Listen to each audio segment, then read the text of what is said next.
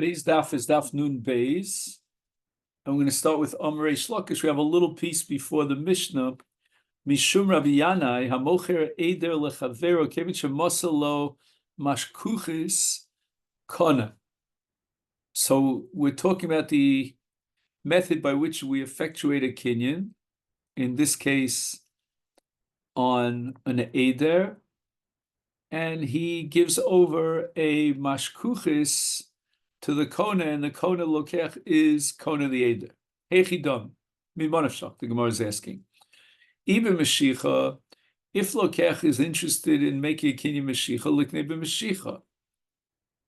Mashicha suffices independent of any other, he doesn't need to give him a mashkuchis. Be'i b'Masira, liknei b'Masira, li'olam b'Mashicha. U'boy l'meimale, lech mishoch ukni. So you want to be makna something b'Mashiach, you have to say lech mishoch ukni. V'kemen de mosel o mashkuchis keman de omer lech mishoch ukni domi. He doesn't have to say explicitly those words lech mishoch ukni. My mashkuchis hacha here in Bavel tirgamu, they interpret it as karkashta. Karkashta is a bell that they would ring in front of the eder, and the eder, the entire flock, would follow that bell, or the person who was ringing the bell. So that indicates his control over the eder, and therefore he's kona with that kinyan.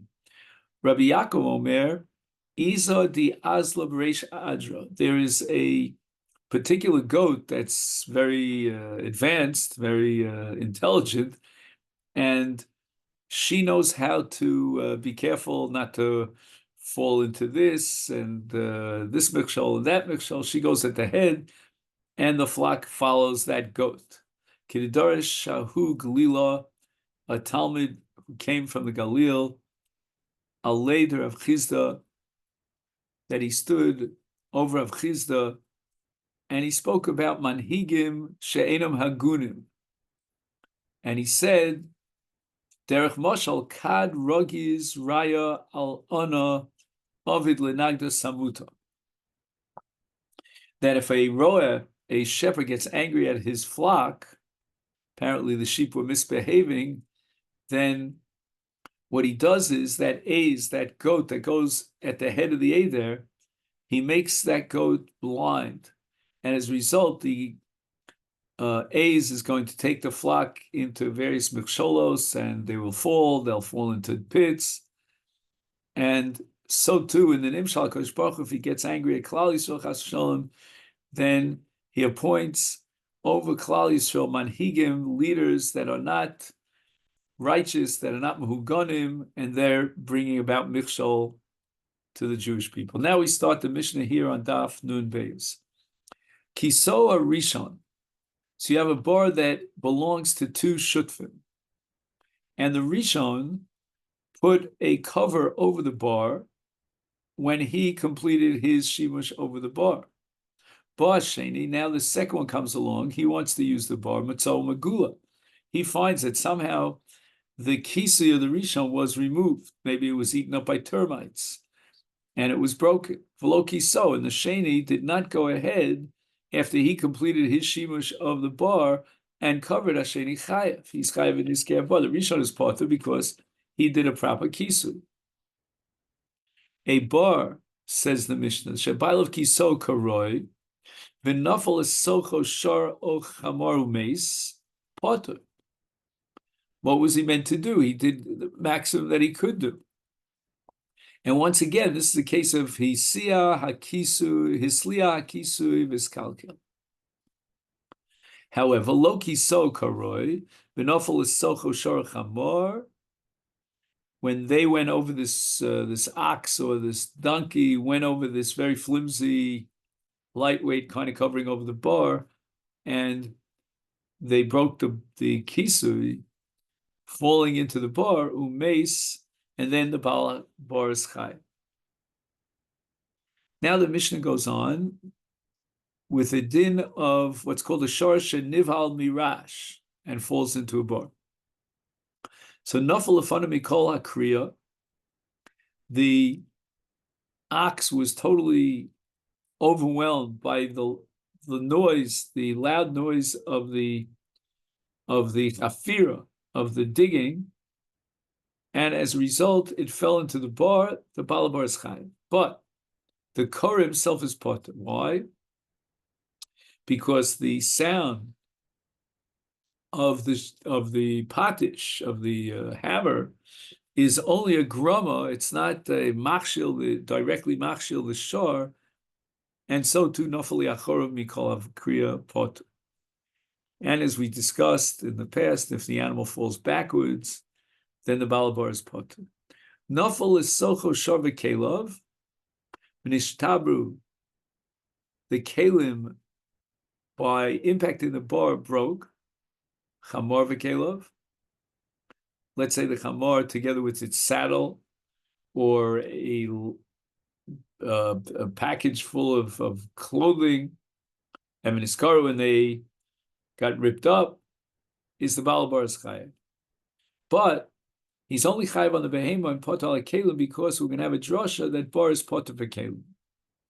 Nafal is socho shar shu cherishot v'katan. So you have a shar that's not capable of avoiding a bar, chayiv. In other words, the balabar should have realized that his bar is the takola for a shar that's a cherishot v'katan.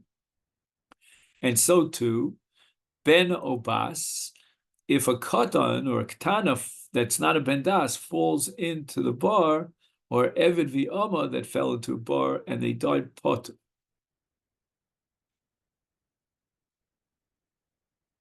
So in the case of a shar cherishot v'katan, the balabar is chayiv. But in the case of a ben ubas, even though the ketanim, and you might argue, well, they don't have das to be careful, and if the balabar should be chayiv, no, the Mishnah says that nevertheless they are pot. And this probably has to do with the drasha of kinofal sharvalo adam.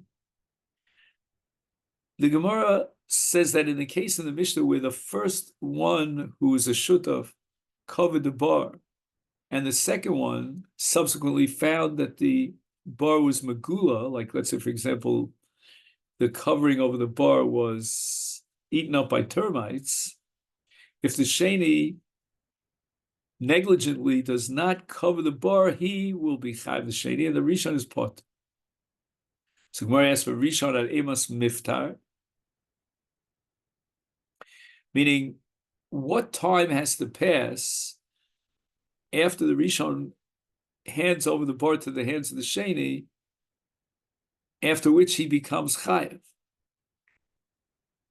Omar Rav, b'chtei sheyeda, the rishon remains potur until ad sheyoshuv gam hu v'yira shebar megula. He himself will see with his eyes that the bar is megula.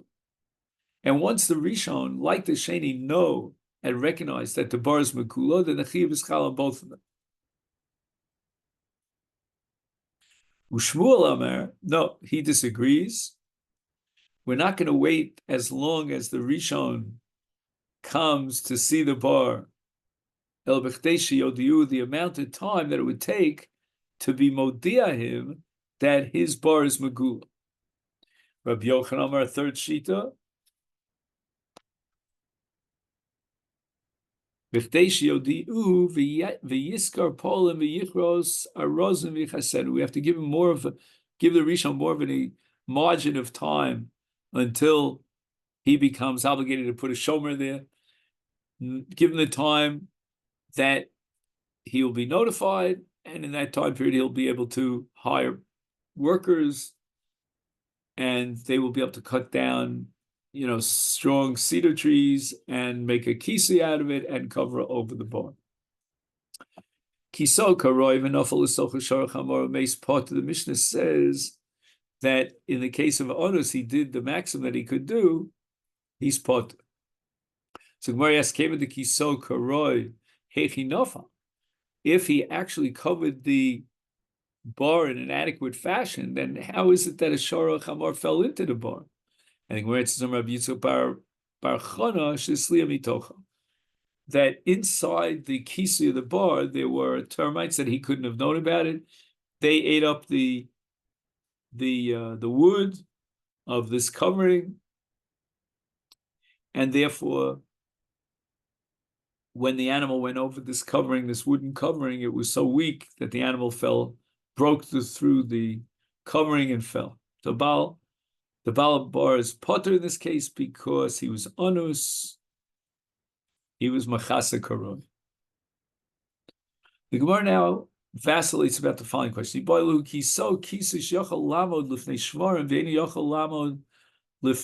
gmalim, v'yasu gmalim, v'yar'ua, v'yasu shvarim, v'nafli bei mai.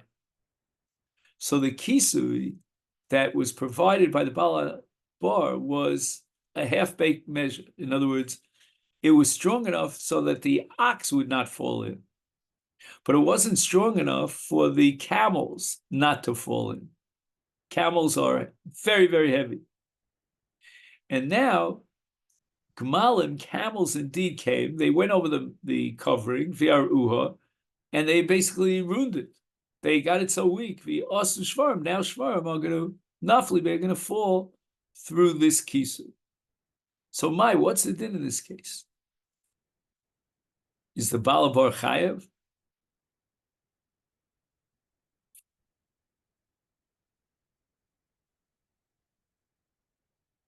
I mean, he did l'chora an adequate shmira for a kisui for shvarim, and it was a shor that actually fell in the bar. So the Gemara says, Amri, let's analyze this suffix. Hechi Davi, what's your case? If the camels in that area are commonplace, poshea, he's considered a poshea even with regard to shvarim because he didn't protect the bar from the Gemalim. The Kisei bar was not strong enough to fight off the Gemalim. The Gemalim now are going to weaken the Kisei such that now even the Shvar will fall into it. If he didn't have in mind anticipating that camels would come by, there are no camels here in this neighborhood, Anasu. So if the Shar fell in, he's an Anus. He didn't entertain the idea that Gemalim would come out of nowhere and would weaken the michzeh, the cover that he put on the bar. So that for sure is his pot.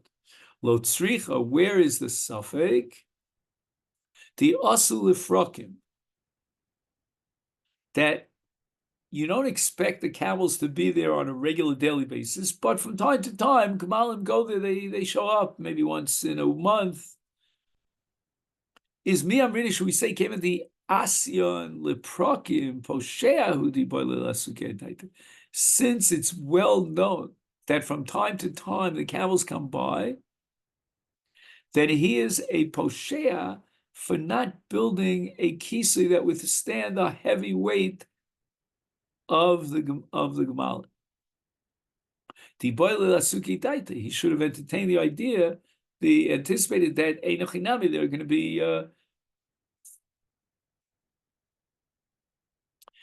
Gemalim going by, and they're going to weaken the michzeh. Or Dilma, shall we say, came the hash to be a slicker. Right now, he doesn't anticipate Gemalim. There are no Gemalim around, and he's an onus. He did what he could, and he maximized his shmira.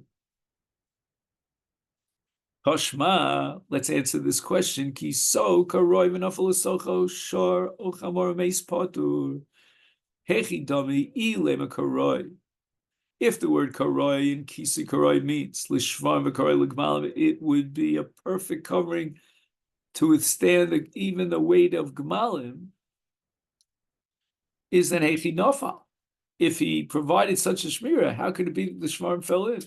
Elalav, you have no choice but to assume karoi lishvarim below karoi l'gmalim. And here we're going to turn to daf nun beis omid beis.